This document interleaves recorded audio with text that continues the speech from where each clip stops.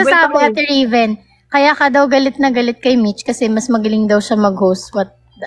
Ala, hindi niyo po ba natatanong trabaho ko po ang hosting ngayon? Nakahanip tayong host sa Team Yay, Siya daw ang pinakamagaling mag-host. Siya daw ang pinakamagaling mag-host. Ako, aminin ko, di ako ganun kagalingan. Magaling lang ako tumambling. Ako taga-explain ng mechanics ng game. Nag-host po ako, nagpa-public speaking po ako, lahat po pinapasok ko. Story yan si Raven eh. Kaya naging close.